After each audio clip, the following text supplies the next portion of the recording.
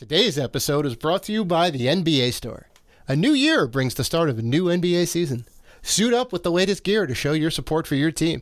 We may be sidelined from going to the arena, but that doesn't mean you can't watch basketball from your couch in style. We're partnering up with the NBA and Podgo to bring our listeners up to 75% off select items. Yes, you heard me correctly. Go to Podgo, that's podgo.co/NBA for up to 75% off select items from the NBA store. The NBA, where amazing happens. Ideals like peace, freedom, and justice, they get packed up, but we can all go home. Well, I'm not going home. I'm gonna get on my boat, and I'm going upriver, and I'm going to kick that son of a bitch Bison's ass so hard that the next Bison wannabe is gonna feel it. Now, who wants to go home, and who wants to go with me?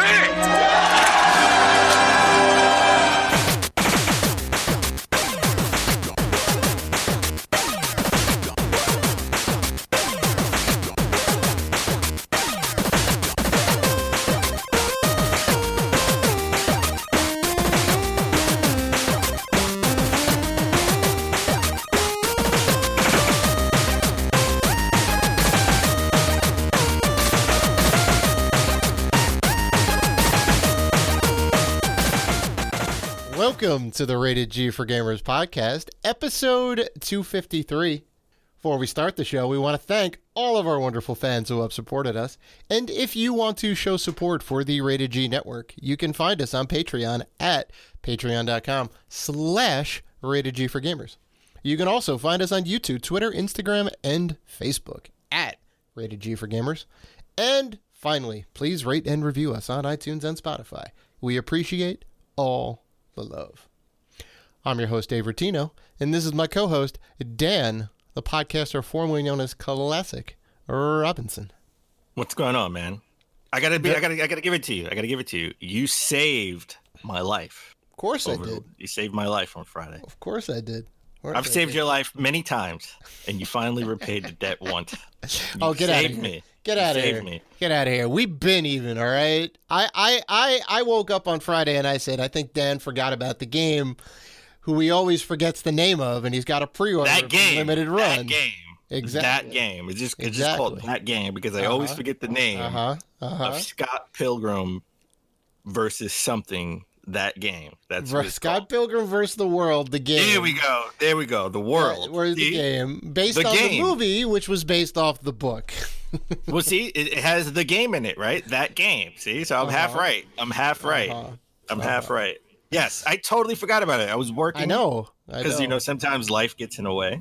Mm-hmm. And I had a busy day on Friday, and you text me, and I was totally I had dropped everything. I was supposed to be on a conference call. Totally was late for that because I had to go to Limited Run and buy it and buy that game that I keep forgetting the name of. I just forgot it. Scott Pilgrim versus the World, the game, that game. Yep. It's good stuff, man. It's you're gonna have a good time with it. It's definitely. Which edition did you buy? I bought the middle of the road one that had a bunch of extra stuff, but not the $140 like record case situation with like the live band stage and all of that. I couldn't. That looked cool though. But that looked cool. Looked awesome. Yeah. Comes in like like one of those like roadie cases, right? That you would see like band equipment in, and it kind of like flips up, and it's got a little live stage. I couldn't do that. Because I just got the cat too, and I couldn't really put that on display. The cat would destroy it. So what am I going to do? I'd have to have it sitting in the corner. So I got the special edition, I guess, the middle of the road one with the clamshell, which does have the CD soundtrack, which is amazing, which does have some, like, I think little poster cards and whatever else, and the game. So, yeah. Okay, I just got the regular edition. Right. I'll be honest, I have no, like, I have no feelings for this game other than the fact that it's a game I didn't get a chance to play and couldn't play because they delisted it. So I want to see what the hype is about. So I think you're gonna feel some regret once you play the game. You're gonna go, damn, this game is good. I should have got the special edition. I doubt it. I don't have any room. See, you worried about the cat. I'm worried about where to put it. Well, that's fair enough. Yeah, it is a big collection.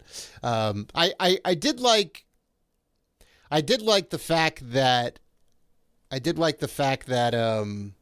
Limited Run was doing like the pre-order situation for both Switch, PlayStation, and for the regular and I think maybe the special edition versions are limited, but the regular version you can just get, right? Well, Dave. I think that's the way to go. Dave, I have breaking news for you. Are you ready? It's all limited because it's a limited run. Woo!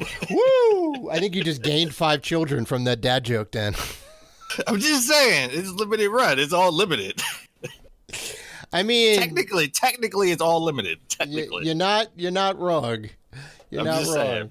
But I am glad. I know what you're saying. I'm glad it's not like first come first serve and it's sold out in like the first 2 minutes, right? Like how it used to be back in the early days. Yeah. So it's still like unique in that you have to get it within that window, and then they're done with the run, which is nice. But it allows everybody who wants to get it. Here's a lengthy window, a couple weeks, right? So I managed to get a Panzer Dragoon with that too, because that was like going off sale. Oh, well, you want to get both? All right, so you want to talk about that? I know we usually talk about our pickups in our Saturday morning retro show, but yesterday I got my Hotline Miami collection for the Vita. Ooh, nice. The Japanese version, because I totally forgot to get it when it came out for limited run. I totally forgot. It's one of those where you didn't save my life. I forgot it. I forgot it was coming out. Yeah. And then they had another run when they were selling it separate, right? They were selling the Hotline Miami 1 and 2 separate. Missed out on those. Thank God the Vita is region free. Yeah. Right? So I bought it from Play Asia. Didn't have to pay. I didn't have to pay eBay prices. So I'm thankful for that. Good deal. Good deal. Yeah, and that's probably what would have happened if I had got Scott Pilgrim versus the World. If I would have forgot. I would have had to buy the Japanese version. Who knows when we can go back to conventions again, right? So how are we gonna be able to go to the limited run booth and pick up all the games that we missed? I know. It's just not possible. But look, we got an awesome show this week. All right, we're gonna talk about the new Bowser's Fury trailer that launched. Kind of hyped for that game now, right? Yeah. That's a new version. That's sort of a new, new added, not DLC version of that game, right? And then we're going to talk about the new Indiana Jones game that was announced. So, are you hyped for that? Am I hyped for that? We'll talk about that later. But let's begin with something I am hyped for. It's confirmed. Kevin Feige has confirmed we're getting Deadpool 3, and it's rated R, and it will be in an MCU. That's crazy. All those things are fantastic to hear. Fantastic. It's exactly what it needs to be. It needs to be rated R. It needs to be inside the MCU. And they have to do their best to weave it into the story. Right? Well, whatever he's going to do, he's going to look at the camera and just act like, maybe we'll see Spider-Man just like swinging back behind him in the background, right? Or maybe we'll see like Captain America, or maybe like, slight spoilers for Endgame, when they're going back in time and doing all those timelines, maybe we'll see Deadpool in there and he'll just like, what timeline am I in now, right? Like he'll say something to the camera something to that effect. Right. Oh, that'd be fantastic. Yeah, I mean, I think they can make it fit. If they can make Ant-Man fit, because Ant-Man was a comedy with action in my eyes. Yeah, that's true. Yeah. I mean, if they can make Ant-Man fit, I think they can make Deadpool fit. All right. They probably have to tone him down for the big team-up movie, but I think they can kind of work him in. Yeah. I don't think he's going to be in any team-up movies. Unless it's something that he can fit in that world, right? Well, I mean, like eventually they're going to do another Endgame style thing, right? Where everyone comes together. Yeah. Like, whatever Avengers 5 is going to be. I guess it's the 5th one, right? Yeah, and Kevin Feige did say there will be more Avengers games. I mean, movies. Right. So just in different iterations. Right. Yeah. Yeah, that's awesome. And since we know there are going to be more Avengers movies, we know there's Deadpool that's going to be coming out, and I think they said Deadpool is slated for like a 2023 release. Chris Evans may be back as Captain America. He's reportedly in talks to reprise his role as Captain America in the MCU. Not for Captain America standalone movies, but for cameo, to make cameos in other movies. Well, that's super exciting. He technically, at the end of Endgame, spoilers for Endgame again, but he passed on the torch to who's-it-call-it, right? Falcon. Falcon. Oh, no. His new MCU name is who's-it-call-it. That's his new. No. He passed it on to Winter Soldier, I thought, right? No, he passed it on to Falcon. Oh, yeah, all right. So you pass it on to Falcon, right? And now there's going to be the Falcon and the Winter Soldier, who is technically the new Captain America now. Like, I don't know how that works. Me neither. I'm curious to see the show when it actually comes out. I will renew my Disney Plus subscription for a month just to. Are you? Check out, binge watch that, then cancel it. Yeah, well, WandaVision came out, I think, yesterday. So there's that. Yeah. I'll wait. Mm-hmm. That's more of, they actually shot that in front of a live studio audience to get that whole, sitcom feel. Sitcom feel, yeah. Yeah. I hear it's very weird. But also, I think the whole sitcom thing is really just a ruse to kind of, I think you brought it up before, right? There's some sort of multiverse situation going on. Doctor Strange may be involved, right? And that's how they get away with, well, we'll do it as a sitcom through the ages, right? And yeah, I like that live studio audience thing. That's a nice touch. That's a nice touch. Chris Evans could be back. I'm telling you, Iron Man's coming back. Not as a movie. He's going to be in a different universe, and he's going to come back to save the day and whatever. Not the next Avengers team up, but like the big Endgame team up, right? Like the next Avengers game, the next Avengers movie is going to have to be like the first one, right? It's going to be like, oh, all these guys from the TV shows and the other movies are going to come together. They all come together, right? Maybe introduce like, the X-Men or something along those lines, right? Mm-hmm. It's technically the B Squad coming in. Yeah. And they have that movie that they can shine alone, and then it's going to be the big problem that's going to be the next two movies. And at the end of it, Iron Man's going to come back for like a special guest appearance from another universe. Right? Heard you guys needed a man in a suit that can fly. And he's going to save the day. And then that would be the next like send off for Robert Downey Jr. I'm telling you, that's what's going to happen. Who do you think the next big villain is going to be? That's what I'm curious about. Galactus. I was kind of thinking the same thing because he's the world eater, right? Like he's the world eater. They've already said that they're working on a Fantastic Four movie, right? And Kevin Feige, I trust. They're working on a reboot of a reboot of a reboot, essentially. They tried it 4 times already. Listen, just like the Incredible Hulk movie, all the movies that came before it didn't happen. Even like the TV show with Lou Ferrigno, that didn't happen. That didn't happen. So that's what they're going to. I think that's what they're going to do. Okay. And I'm looking forward to seeing what the next slate is. I'm just sad that we're not going to get Chadwick Boseman back as Black Panther. I know. It's sad.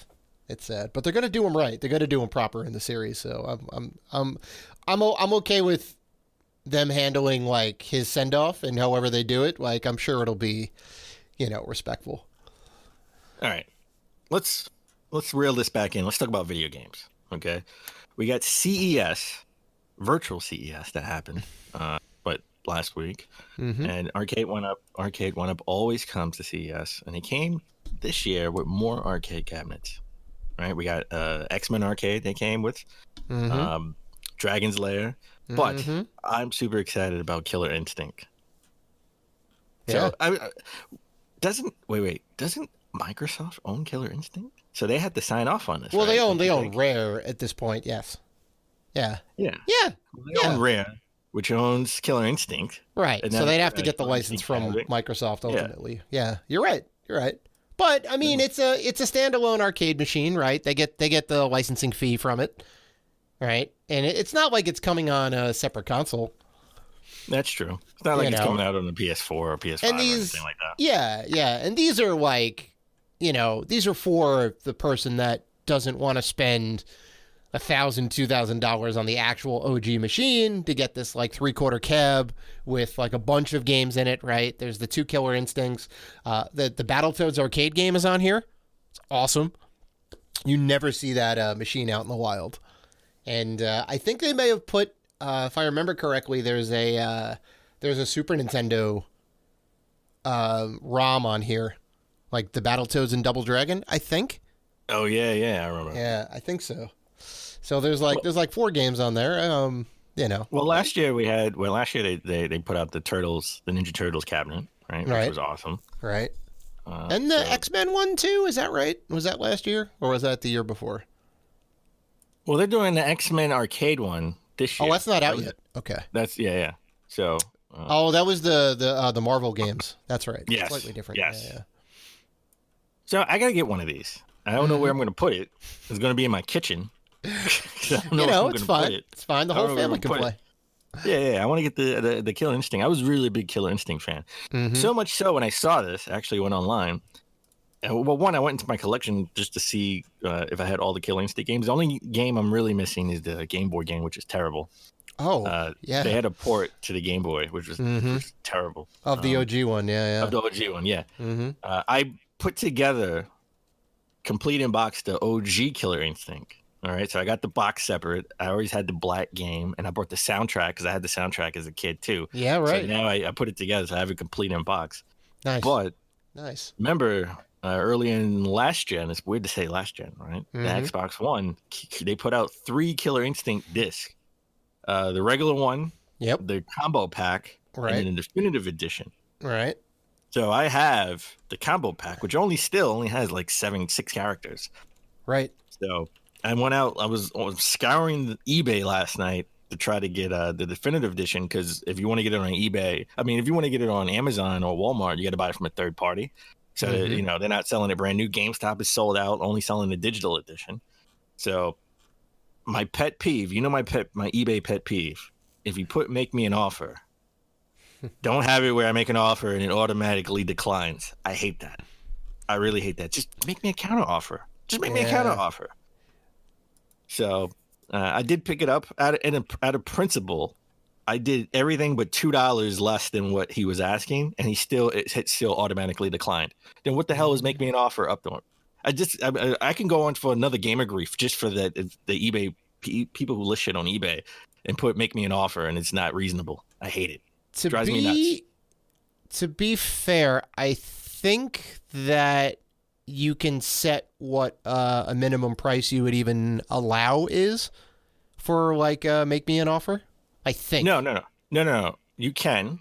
Because that's where it would automatically decline your offer. Right. I get if you put something up for $20 and they offer you 50 cents. Yeah, right? yeah. No. I get that. Yeah. I get that. But you gotta make that starting price reasonable, right? Yes. Okay. Right. If you put it up for 20, I should be able to make you an offer at 15. Sure. And you should be able to, and then you counter that offer and say, okay, how about 18? Right. Or 17.50 or whatever. Yeah, but if I make you an offer for 18 and it automatically declines. Right, why even bother? Why is it make me an offer? Yeah, you're like, am I going to do 19? And you're going to be like, oh, it declined, and it's going to go to 20. Yeah, that doesn't make any sense. So that's my big pet peeve. It drives me nuts. So out of principle and out of spite, I didn't buy from him. Good. And I just bought the disc by itself. It can't even, well, it's not. I got to tell you, it's not. I don't think this sold well because not a lot of people have it on eBay. Mm-hmm. So I brought it because it came with the soundtrack. I don't care about the soundtrack, so I just bought the disc. It comes in the crazy GameStop case that we all hate. Oh, so they're the worst. I'm just gonna chuck it. Mm-hmm. So I bought it for like $20. Nice. Gotta have it in the collection, man. You never know. You put it in and you gotta. It's funny because you gotta install all the characters, which doesn't make any sense. Yeah. Can it not just be on the disc? You gotta install all the characters. Well, the extra characters came out afterwards. Right. Yes, so where they called it the definitive edition, they still had another season of characters, I think. Probably. Yeah. Okay. All right. Fair enough. Well, you want to talk about? I got to talk about install. How about uninstall? Which is what I did over the weekend with Cyberpunk 2077. Oh, you kicked it to the curb, right? Out of bed. You said, "No, you can't stay." I'm sorry. Well, it takes up like almost half of my hard drive space on the PS4 Pro. Right, and I'm not even using it. We didn't even get. I think we got the first patch. We didn't get the second patch yet. So. Well, there's been a handful of patches so far, but yeah. There's. Well, the big performance patch, right? I mean, they put out an apology video. I think what the president and CEO of CD Projekt put out an apology video addressing, and taking full blame for everything. And they explained that they put out, they're working on a game and in their testing, they thought all the patches they had sort of fixed the issues that they had for the last gen. Well, the first, I should say, like the first run of last gen consoles, right? Not the case. And it's kind of, listen, I appreciate them coming out with an apology video. Yeah, they're trying to fix it. In my view, honestly, really, those were glaring issues. Yeah. It was bad. They definitely didn't. They did not test on base PS4 and Xbox at all. No, but they claimed that they did test, and all the tests they didn't see the issues. Yeah, right? they claim that they tested. Yeah. I don't know. I don't think they did any thorough testing. No. So, because it legit crashes. Like the people look like mudmen. Yeah, they've got 0 textures on them, like low poly counts. It's like oof. So I had to uninstall it. It's taking up too much time, too much space, and I want to play other games. So exactly, they put out a timeline for all the patches. So we're not going to get the next gen patch, I think, until next year. Right? They're still going to, take. Wait, 2022 or later this year? I think it was 2022, or maybe in the fall of this year. Oof. Yeah. Well, it's going to be a long time before you get the next gen patch because they need to work on fixing the game now, which makes total sense. Agreed. Which just means they should have delayed the game. They should have just delayed the game until 2021. I know. But fans kept knocking on the door saying, "Where is this game? We need this game." And they, I guess they caved a little bit to pressure, and they're like, "All right, we got to get this game out." So, okay. But I don't know. Well, you know what? This is a cautionary tale for developers and fans, right? Like when developer says we need to delay the game, just let them delay the game. Exactly. It's not ready to go, right? Because 9 times out of 10, it blows up in your face. And we got our first big delay. Mm-hmm. Harry Potter RPG Hogwarts Legacy delayed it to 2022. Can't say that I'm sad about that. Right? It's great for Harry Potter fans, right? Because it's like a large-scale MMO style thing. But yeah, I'm 100% with you. My only concern is this game is supposed to be a last-gen game, right? No one they didn't say anything about this being a PS5, Xbox Series X game. So if it comes out, let's say it comes out in the fall of 2022, this could be like the last hurrah for the PS4 and Xbox One. Right. The last big game to be released. Right. Because you would think around 2022, the end of 2022, we all will have next-gen consoles, right? And we're probably looking at the slim versions at that point, right? Coming out in 2023. Right. So, you start to get down to the, we're going to put Madden on everything, so PS4 will get a Madden port, right? It's like, okay. Yeah. Well, we talked about one Cyberpunk game that you shouldn't play. Let's talk about a Cyberpunk game that you should play. This was my game of PAX 2020, an X Disjunction, right? And we talked about this in our recap of 2020, and we talked about going to PAX Disjunction. It's sort of a Cyberpunk top-down sort of a stealth hotline Miami set in New York City. Mm-hmm. So this is scheduled for. What's funny because it's in 2048 New York City, which is not far off for them. No, it's not that far off. I would say. Wait, this is coming out January 28th. So nice. I would say pick this game up, give this game a try. I was all about this game. I didn't think I would be. I didn't think I would be. You hate stealth, but I'm with you. It looked super cool. It played kind of really well. Lots of different ways to attack the missions. Right? Had the pixel art style was pretty solid. So yeah. So Dave, as we always try to start the show but epically fail, what have you been playing? Well, I've been playing 2 games, Dan. One of them is very good, and one of them is not very good. So wait. One of them is very good. One of them is not very good. So that means here we you've been go. playing Final Fantasy VII and Super Mario Brothers 3. Yeah, no, both of those games are top tier, Dan. They're one S of those rank. games isn't very S rank good. or double S rank. No. One of those games isn't very good. Get out of here. So I'm gonna start with the not great game because I never played this before, and I may be playing it for an upcoming episode, but I finally set up the PS2. Right, I got that set up on the Tube TV, so I got my little retro gaming corner behind me, which is kind of nice. You can kind of see the TV back there. I got my PS2 set up, and I was rocking some Battle Arena Toshinden on the PS1, an old school fighting game. I forget who developed that game. I know they made 3 of them, so you can consider it a series, but it has been dormant for a long while. And I'm not saying it needs to come back necessarily, but it has been dormant for a little bit. So I've been playing that. And also XCOM 2 on the PC, because that game is awesome. And that's the good game, by the way, spoilers. But it still has some issues with it, all right? It's got some performance issues.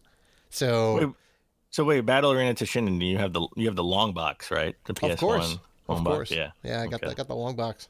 It and some of our Instagram friends, I think Bo from the Precisely podcast, who was on a couple episodes ago, he noted that it has the most ridiculous codes to put in the game to be able to like play as the boss characters.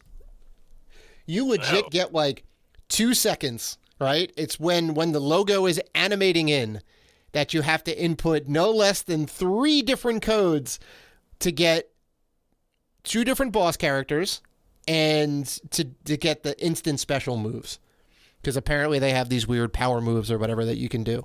So you have like 2 seconds to input 3 things, and it requires 2 separate controllers. So you do the first one on controller 1, the second one on controller 2, and then the third one I think back on controller 1 again. It's bananas. Okay, so what do you prefer? The old school, we got to do this impossible code at the title screen? Yeah. Or do you want to just buy it? Microtransactions. Oh, no. The first one all the way. Yeah. Oh. Come on now, because it's free. It's free. I'd rather just spend $1 and get all of that personally. That's just me. Yeah. And I will say, going back to XCOM 2, because it is a 2K property, right? It's made by Firaxis, who's the same people that make the Civilization series. So they're still around. They're still doing great work. They need to make an XCOM 3. Where's that at? Where's the XCOM 3? Coming to the Switch and Stadia next year. Yeah, right? You never know. It needs to happen, man. I mean, XCOM did really well, I think. Like, it sold well. People liked it. So, anyway. How about you? What have you been playing? Well, I've also been playing something for our Saturday Morning Retro show. Right? Mm-hmm. Ninja Gaiden 3 Razor's Edge on the Wii U. Mm-hmm. I'll give my thoughts when I'm not really done with the game. I'm still only about 2 hours in, so I don't really want to give my early thoughts on it just yet. Okay. So I'm still sort of, the ship is still out on that right now. Mm-hmm. I dusted off my Retron 5, and I felt like I really wanted to play an NES game. Wanted to go old school, and I've been playing Urban Champion on the NES. Oh. Why? Is it morbid curiosity? It was morbid curiosity. I said, what the hell is Urban Champion? What could be Urban Champion in 1986? Like, what kind of game is this? It's terrible. That's what kind of game it is. Yeah, I mean, listen, the music is good, right? Got that old school NES music. That music is good. Just the gameplay. Oh my God! It's you got 2 guys battling on the street. Right, and you get the punch and you get the dodge, and even when you dodge, you can still get hit, and you keep going back. And I like, well, this was a black box game, but I like the fact that when you get hit, if you get hit to the end of the screen, it rolls and changes. It changes the background, right? So you're in front of another. Now you're fighting in front of another building. I mean, I didn't even get the point of what we were doing until I fell down a manhole. I was like, oh, okay, so we got to keep fighting. Is that how you do the finisher? Out, or you punch them down a manhole. But they always add these other elements where there are people like at the top window throwing stuff down, and you got to like try to dodge, and it's Right, hard to potted plants dodge. and all that. You can't dodge if your opponent is in front of you, and behind you is the manhole, and right above you they're throwing something. So if you move back, you're in the manhole. Right. You can't move back. So if you get hit in the head, you're stunned, and then you get hit in the manhole, and you get thrown into the sewer. So either way, you're going into the sewer. Jeez. It's like an impossible game. Right. Yeah. Can you actually beat it, or does it just go back to the beginning? No, I guess you could beat it, right? I mean, there was a guy we talked about on the show like maybe 3-4 years ago. The guy who beat every NES game, right? Oh. He's at the Guinness Book of World Records. He beat every NES game. Like some of those, like, you know, Galaga you can't necessarily beat because it never ends, or Pac-Man you can't beat because it never ends.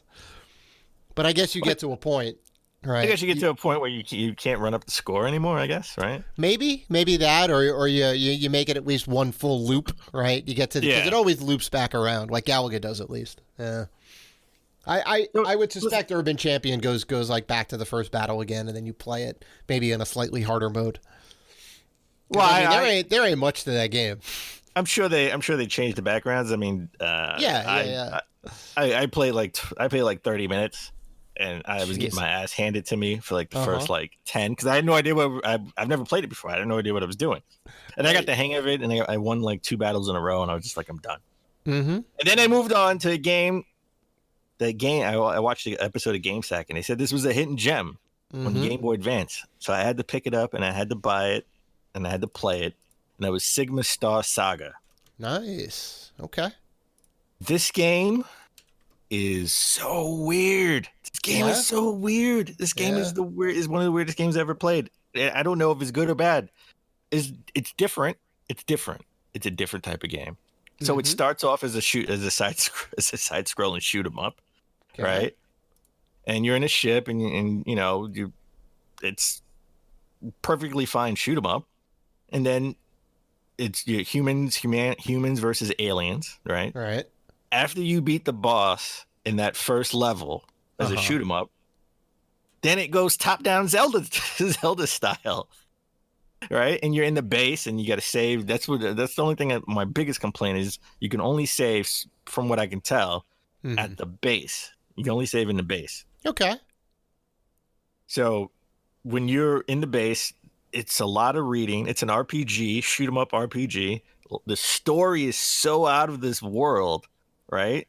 Like they have to kill you for you to get resurrected by the aliens so you can infiltrate the aliens. They actually do kill you. They poison you.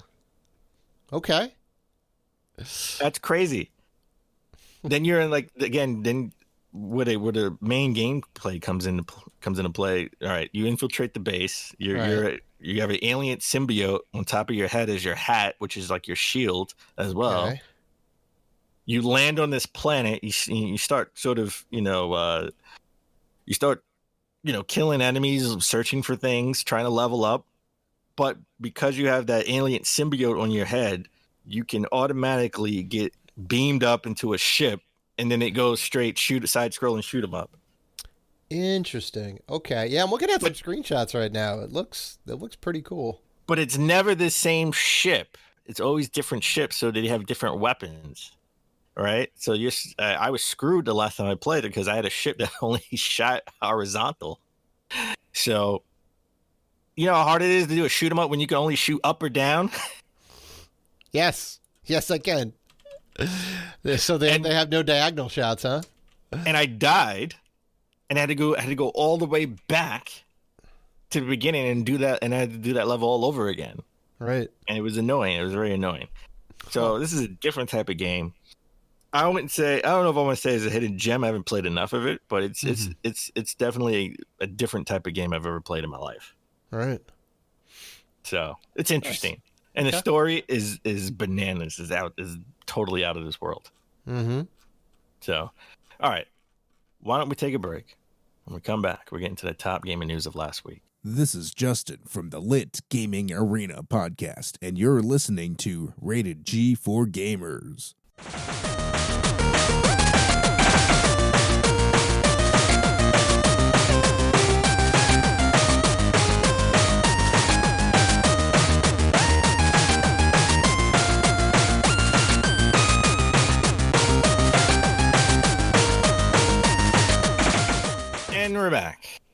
All right, let's get into the top gaming news of last week.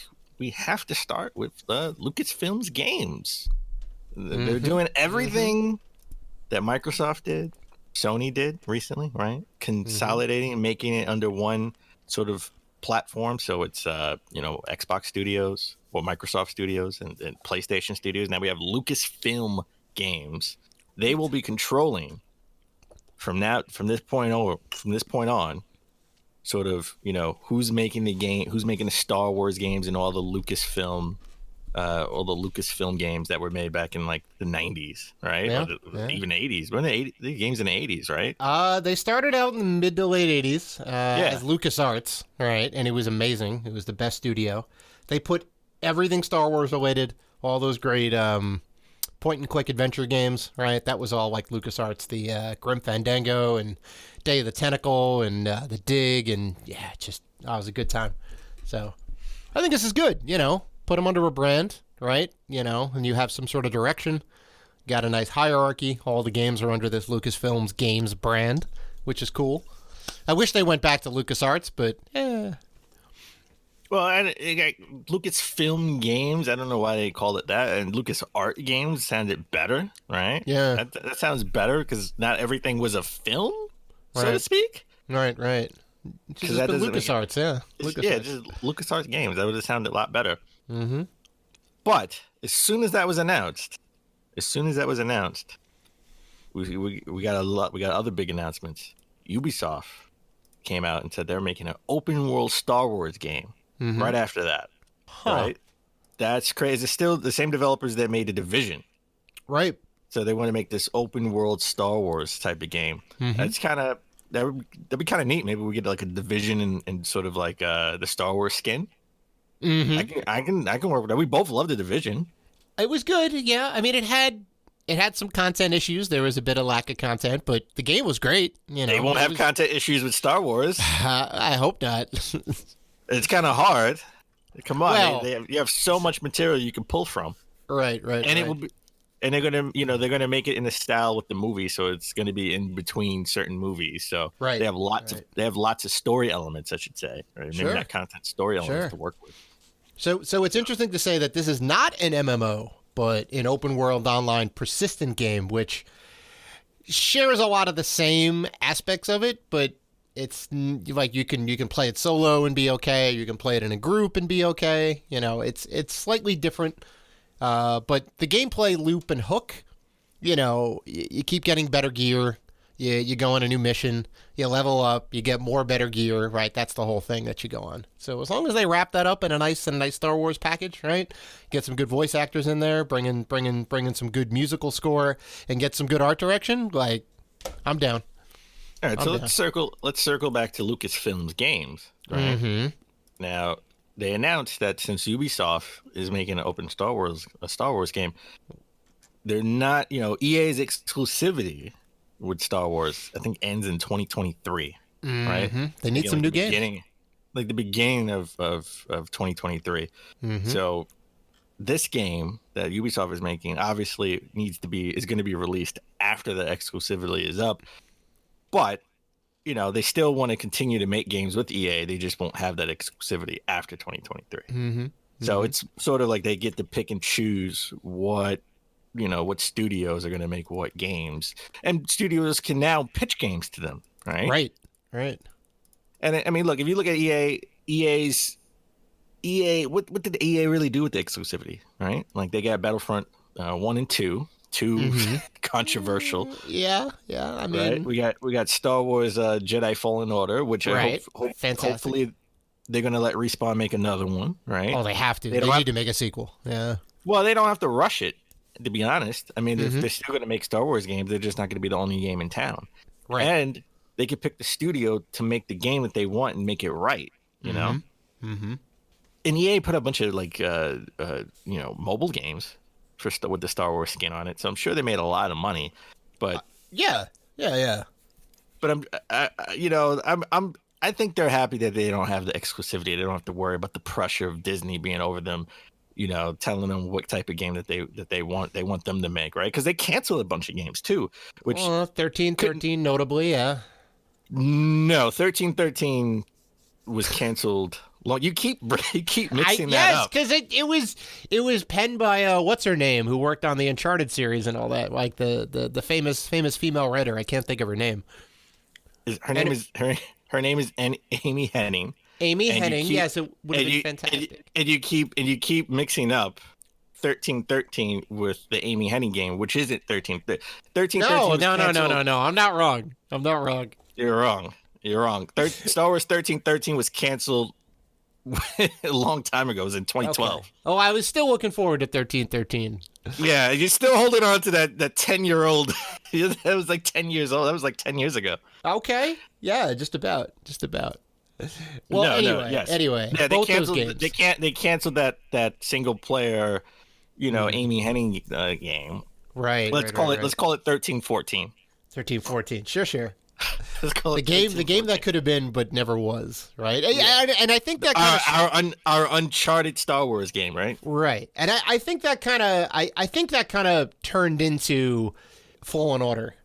I have to suspect they picked up the pieces from that and worked it into Fallen Order somehow. Maybe some assets. Right, because Fallen Order has zero multiplayer aspects of it, right? And I think that whole cancellation kind of spurred on the whole Sony, we're all about the single player experience and all that. We're not just about multiplayer, and Microsoft went one way and then went another way, and if that's the case, then why did they cancel it?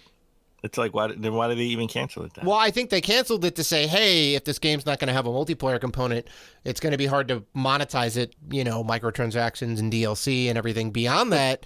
But they did that with Jedi Fallen Order. Is it the fact that they didn't want to have two of those games? Maybe. I don't know, because I don't know how long Fallen Order was in production. But I mean, I don't know. Maybe they saw the success of Uncharted and The Last of Us and all these other big single player games, and they said, hey, we have this great license. Maybe we should go back to the well and revisit it. I don't know. Maybe it wasn't turning out well. I don't know. But it's weird to see a game just canceled like that. I know, with such a prolific person in an industry, right? Right. Like, there was good people tied to it. I don't know. Well, with that said, then we got another big announcement from Todd Howard that Bethesda is making an Indiana Jones game. Mm-hmm. Right? So it's actually, was it Machine Games? Mm-hmm. They did the Wolfenstein series. That's right. So That's right. The latest ones, yeah.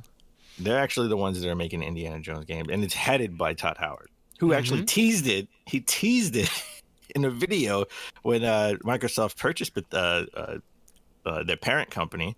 He had like Indiana, like I think he had like the Indiana Jones something memorabilia on his bookshelf. He pulled a Phil Spencer, right? Phil Spencer had the Xbox Series S, right? Like in a bookshelf behind, but nobody knew what it was. Right. So Todd Howard is a big Indiana Jones fan. Yeah, that helps. I got to be honest. I was excited, but then sort of, I don't know how to explain it. I was excited because like I'm old enough to know who Indiana Jones is. But there's people on the internet that are like kids. They're like, who the hell's Indiana Jones? Like, why are people so excited? We haven't had an Indiana Jones film in over 10 years. 2007 or 8, maybe? Yeah. Crystal Skull. Yeah, which was god awful. Well, parts of it were okay. It wasn't god awful. It just wasn't. No. Yeah. It didn't stand up to the other 3 movies. No, the ending was terrible. Yeah. Yeah. And don't worry, there will be a 5th one. Apparently, it's in the works. Harrison Ford said, "You want me to come back for Han Solo? I got to come back for Indiana Jones one more time, and we got to try to make up for it." See, but you have to continue the continuity because they like tried to get his son, I think, to take over the mantle in 4, right? They got Shia LaBeouf in there, and it was like, it's your son. Maybe he has another son somewhere. Shia LaBeouf is. Well, maybe he's a grandfather, right? Shia LaBeouf is kind of, he's up there with us. So well, he's still acting though. I like him as an actor. I think he's kind of a weird dude in some ways, but I like him as an actor. And I don't think he was the bad part of that movie by any means. And I liked how they tied it back to the first one, right? Him and Marion had the kid. Turned out to be Shia LaBeouf's character. I thought that was all awesome. Like that was the good part of it. But here's the question: the monkeys and the skulls? No. I didn't mind the crystal skulls because that's actually a real thing in real life with crystal skulls. I mean, it is being perfect. You know, like they're crystal skulls in the world that they have no idea how is it perfectly shaped. Right. Yeah. With no imperfections. Yeah. Right, and they're dated to be super old. So how did they do that with no modern machines? So that's actually, that's where the whole alien thing comes from, and they just play off of that. Yeah. But the question is, will Harrison Ford be the voice actor on here? Right? Will they? Oh, for the game? Bring No in way. another? Will they bring in another voice actor? Will it? I mean, will it be first person? It has to be third person. Could be a first person. It's got to be Uncharted style third person. Yeah. Yeah. Because you're gonna have you're gonna have all the exploration bits where he's like climbing walls and whipping trees and swinging around, and all of that needs to be third person. All right, he's not. Why can't I whip trees in first person? Why can't I just whip? I want to throw. I want to throw the whip, and I just want to be the one swinging. Have you played Mirror's Edge? I have. Yeah. Well, you know how well that game did.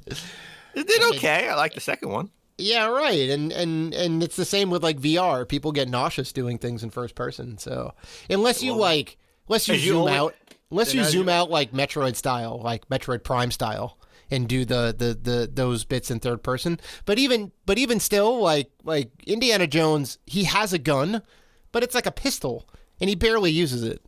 Well, as you always tell me, then it's not a game for you. I guess. I don't know. It's not a game for you. I just don't think it would do well as a first person. You wouldn't get any good benefit out of it. Machine games, they're good with killing, games, gun games. They're good with killing Nazis, right? That's 100%. Yeah. Indiana Jones. Nazis are Nazis and the Russians are the main villains of every Indiana Jones movie. Well, that was a staple of the time. Yeah, that's also true. But I can see that. Do you need it? Don't bring Harrison Ford back. Let him worry about Indiana Jones 5. I don't think they could afford him either. Like he'd probably carry a hefty price tag, even though he's up there. Microsoft just spent $7 billion, $7 kajillion to buy ZeniMax. I think they can afford Harrison Ford. I mean, I guess. Also, these talks were in the works prior to the Microsoft acquisition, which isn't final yet. I think it goes final. It'll be finalized in March. March. I think it was in March. So the question is, will this be a multi-platform game? Since this was already in negotiations prior to the acquisition, and right. A lot of analysts, industry analysts, are expecting this to be a multi-platform game because of that. Right. So. It would be cool if it was an Xbox exclusive, right? That would be sort of like if it's a good game too. If it's a game that sucks, well, we'll never know until it comes out. Put it out everywhere, but if it's Crackdown 3, put it out on every platform. Make as much money as you can. Yeah. So I'm not sure like how these contracts and whatever work out and the negotiations and all that, right? I think you've got a little bit more insight to this stuff and whatnot. But from like a development standpoint, if you put a bunch of time into two different platforms, right, Xbox and PlayStation, even though they're still pretty similar, they're on the same x86 architecture, right? So the processor and all that is the same. The instruction set code at like a low level is similar, but they're still different enough that you need to put development time into both, right? So from a development standpoint, if you put a lot of effort into the PlayStation version and then now it's Xbox only, it's like, well, now you lost all that. You lost all that time and money for it. So as a developer, I would be like, nah, we should keep doing the multi-platform thing if you've sunk a lot of time into it. If you haven't, then it's like, well, whatever. I would much rather. I don't think they sunk any time into it yet. I mean, again, this is just we got the announcement. That they're partnering up to do a game, right? Like it's official. Right. This has obviously been in the works for a while. We didn't get any gameplay at all. So I think this is early on. So I don't think they put any work. I think they're working on what the game's going to be instead of where the game's going to be played. Yeah. It sounds about right. Yeah. We like legit just got like some graphics and it just pans across it. Yeah.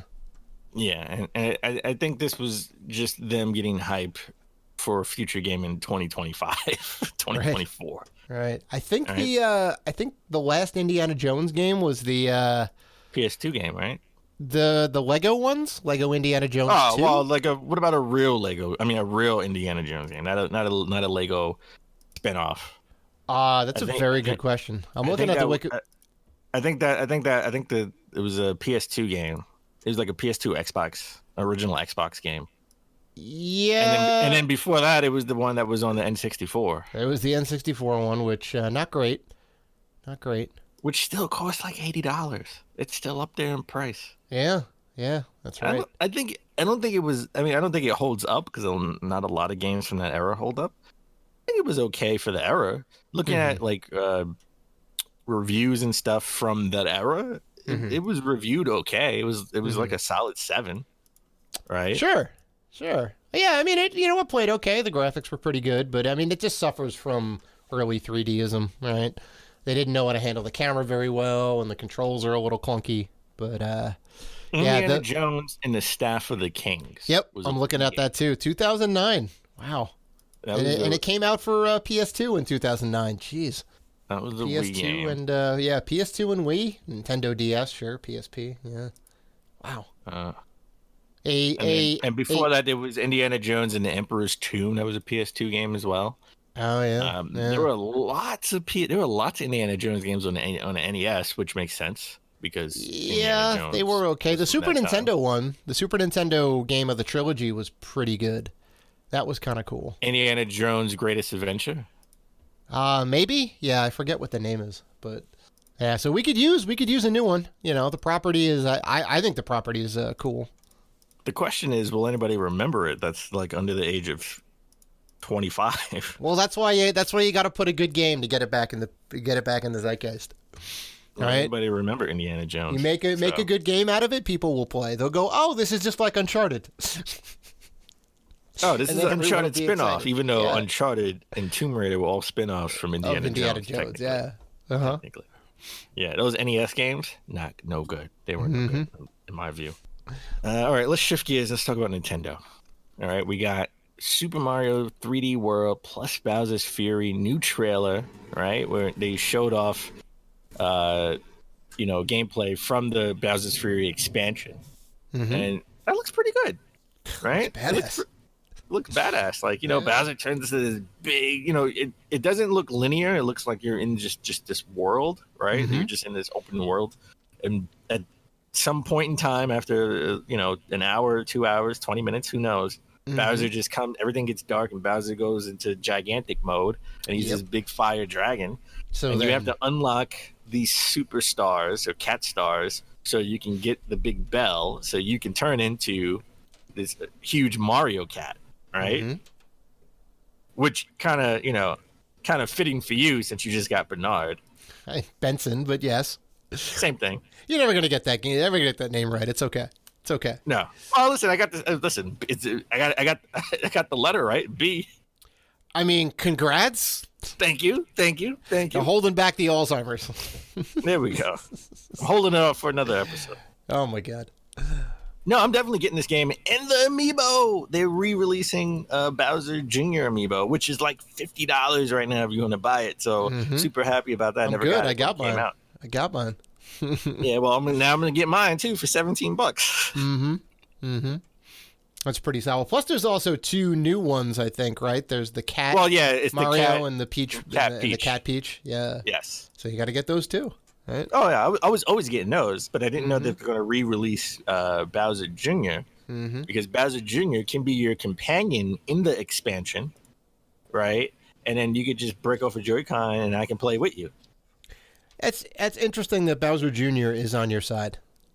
Well, Daddy's going crazy, even though he's not really your father in canon. But I think they said, your father is going crazy. Right. I could have sworn they called him your father, but Bowser's going crazy, and Bowser Jr. has to help you. Which is it's different, right? It's a different dynamic. Yeah. Let me ask you a question. Were you going to get this game before the trailer? Oh yeah. You kidding me? Okay. Come on now. It's Nintendo making another Mario expansion or whatever, or game. Hell yeah. Because I never played 3D World, even though I own it. Here's my issue. Here's my issue with 3D World. My issue with 3D World is the same reason why I stopped playing Sackboy. you need to collect the stars. Yeah. Enough stars in the world to Yeah. go on to the next world. Yeah.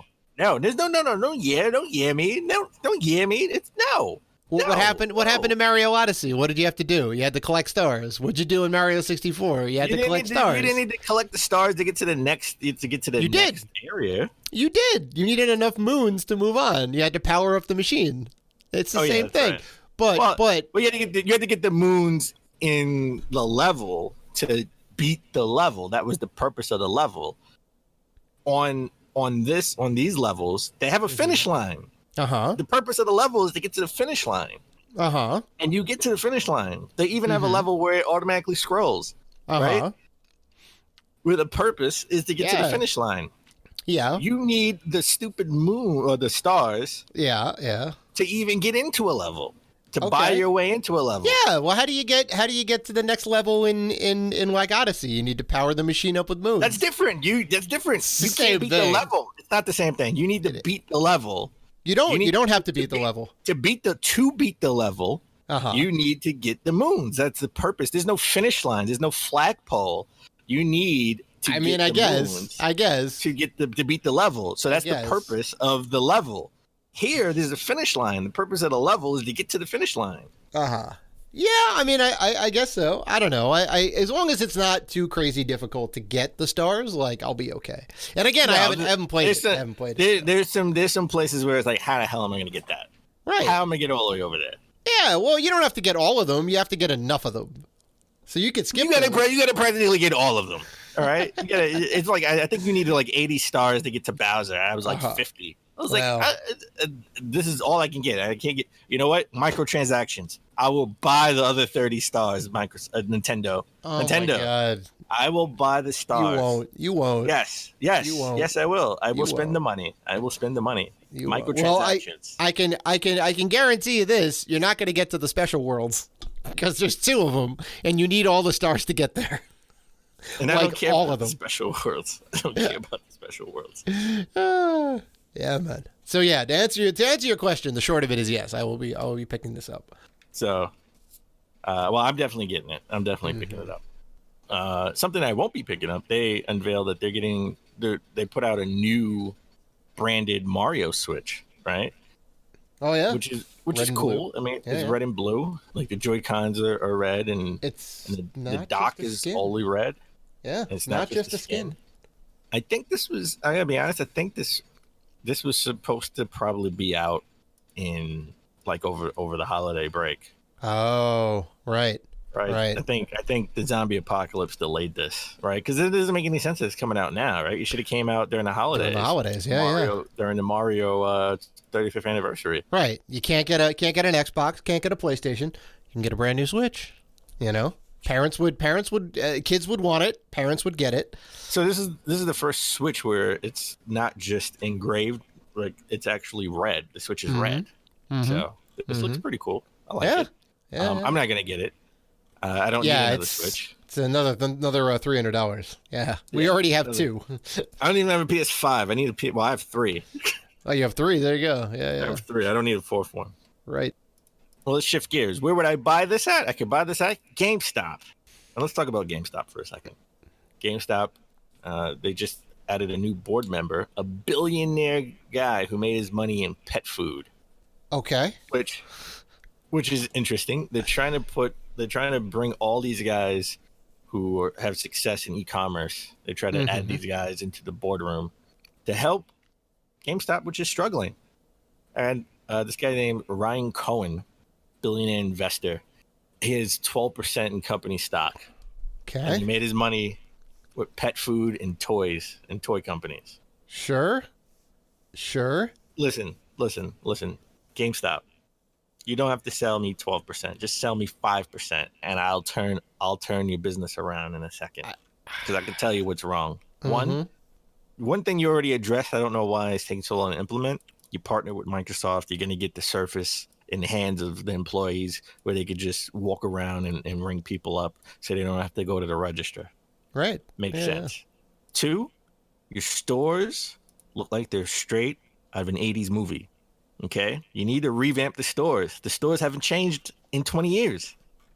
They need to change. They need to be more open. They need to look more modern. They look old and run down. They look like Circuit City. Got that same gray carpet. They got that same, like, red, black and red aesthetic. Yeah, and the damn black metal wire shelves. Doesn't look good. God. Okay, guys, listen. Good. It's like a second-rate Best Buy. If you've never been to Circuit City because you're too young, watch the movie 40-Year-Old Virgin, which was based on Circuit City. Yeah, exactly. Okay? That look was great for the time, which came out in the mid-2000s. Mm-hmm. That's not a good look now, to be honest. No. Yeah, take a like if you're gonna revamp it, take a step out of Apple's playbook if you want it to be exciting and engaging and get people to go in. All right, you partner with Microsoft, you get the surfaces, so it's nice and slick. You can look up stuff, right? I know the idea is to like get them on subscriptions, like that's like the big thing, right? Get them in the store and get them on the Game Pass, right? Get them to sign up for digital stuff and whatever. GameStop gets a cut, Microsoft gets a cut, everybody's happy, right? Because you're like selling a physical media can only get you so far, right? Like I hate to say it, but it's not gonna be sustainable, right? I mean, unless you have a good stock of like pre-owned and retro games and all that, which they don't, right? Like that's like another problem. Their stock of retro games isn't great. And what they do have, some of it can be counterfeit, right? So even if they're looking up stuff online, because they don't check. They don't have quality control. That's why I refuse to buy retro games from them. Right. Because you could totally get a copy of, I don't know, Donkey Kong Country or Earthbound or whatever. It could legit be fake, right? Hagane or whatever it is. And you could pay a decent amount for it, and then somebody just relabeled it. Would you buy a little Samsung from GameStop? I would not, because I know they don't check. If you have the money, would you buy it? No. Unless I was able to, and even if I went to a reputable retro game store, I would still bring a toolkit and say, "Can I see the inside of the game?" Right? No matter what. You wouldn't need a toolkit. They'll do it for you. Well, okay. I mean, yeah, assuming they have it, but if you bought it from GameStop, you would need to bring a toolkit. Exactly. From a retro game store. Right. I would definitely come prepared and ask, "Can I see the insides?" And if they say no, I go, I'm good. So, GameStop, they wouldn't know anything about that. So, but they need to, right? They got to get knowledgeable staff, right? If I could go in the store, like the one near me is good. I like the people that work there, and they're friendly and they're whatever. But that's like unique, right? Those are those people, right? They just they like what they do. They know their stuff. Like it's cool. I like going in there, but not every GameStop is like that. So if you can train your employees to like know stuff and be able to like ask them questions, can you recommend something or whatever, this and that? All right, I'll buy it from you. All right. You're building that brand loyalty, the trust. So look, GameStop, you could just hire us. We'll turn the business around just like that. There you go. And we only want 5% a piece. Each. Yeah. 5% each. Mm-hmm. Yeah, there you go. I'll take it. A little bit of the profit right. share. So let's end with this. Let's end with Bungie. And so this is something I didn't know that was still like going on. Bungie still has their Halo website up with all the statistics, all the online stats. Why is this still up? Maybe it was contractually, like they had to keep it up for a long time because they haven't done a Halo game in a long time. Well, let's also say this is that 343 Studios, which is part of Microsoft, like Bungie was like, yeah, we're done, and they sold it off to Microsoft. I think like that was the thing. And 343 Studios took over, right? So Bungie wasn't even doing this anymore for, I guess, since ODST, maybe. I think.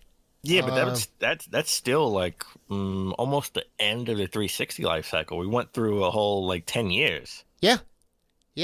With Bungie not being involved with Halo, right? But they still had Halo.bungie.net up, which showed all your statistics. Yep. And it's interesting because I went to take a look back in, I don't know, 2013, 2014 to look, and this is I'm gonna go ahead and go deep on this, but I was playing with our friend Joe like a while ago over at like his place, like 2005, 2006 maybe, when Halo 2 was like still the new hotness, and I remember that they had like stuff online, right? Because we checked it out and they're like, holy shoot. Like you can see you can see where each one of your kills were. You can see like the weapons that were used for each kill. You could like move around the level. It was insane, the amount of detail on there. And there was one particular match that we had with this one dude in like, I think it was like a big team battle or whatever. I don't know. Well, it was like 16 of us or whatever. And there was this one dude, and he stuck out in our heads, and we just started razzing him because he was like kind of being a bad online player. So we started poking him a little bit, and we ended up winning the match and all that. And it was funny. He got real angry, and I'm like, I wonder if I can find that level that we played. And like I remember some details about it, and I was able to go back all the way to my first Halo 2 online game. All the way back and see all of the details in all of these games. They were just there. And I'm like, this is insane. This is awesome. I can't believe this is still around. All right. And yeah, wow. It's crazy for them to still have had the data up for that, for you to be able to go through and see all your previous games. So it's coming down next month. Mm-hmm. You're able to screenshot it. Right, Mm-hmm. they want you to screenshot it so you can keep it, so you can archive it yourself. So you can. I wasn't on the line back then, so I didn't have an online account into the 360 era. Right. So I'm sure are you gonna go screenshot? Are you gonna go screenshot all your kills and stuff, your stats? No, I'm good. None of it meant anything, but it was just cool that it was there. Then kind of like dig into it. Speaking of the online stuff, when I was working at Electronics Boutique before they got bought out by GameStop, I was the only employee in the store who actually had an Xbox. And my boss came back from one of the company, I don't want to say retreat, maybe it was a retreat, like company meeting, and they gave him a bunch of free stuff. And like he took a couple things that he wanted, and then it kind of went down seniority scale. And he's like, look at all this cool stuff I got. And he's like, I'm gonna kind of give it out, right? So the assistant manager and the senior sales associate, they got a bunch of good stuff. And then he had a Xbox Online gaming kit. And it was the whole thing, right? It was a year's worth of Xbox Live. It was the headset, right? And like the manuals and all that. And oh God, I wish I still had the box for it. And when Halo 2 came out, I was like, should I do it? I'm like, I wonder if it still works. And it did. I got like a free year of Xbox Live. So I was on like early with it. And, wow. Yeah, it was cool. It's cool. I pretty much only played Halo 2. I think you should go screenshot. You should go screenshot those and keep those. Because you never know when you want to go. You never know when you want to go back and look at it. And they still have it. Yeah. Like they have everything from back in the day, which is still amazing, crazy. I hear stories online. People, talking about, their crazy stats from 2004 and 5, and they go out and they're still there. So you should go screenshot it. Yeah, it's wild. Just keep it. It's wild. So yeah, I think that's gonna do it. That's episode 253 in the books, folks. And again, we want to thank everybody for doing all the good stuff that you guys do, for listening to the episode and commenting and interacting with us. And if you want to interact with us, and we know that you do, you can find us on Facebook, Twitter, Instagram, YouTube, and Patreon at Rated G for Gamers. Also, we are part of the Gaming Podcast Alliance. You can check out all of the fine podcasts featured on there at gamingpodcastalliance.com if you're looking for more gaming goodness. So, please listen, like, rate, review, and subscribe. And as always, keep gaming.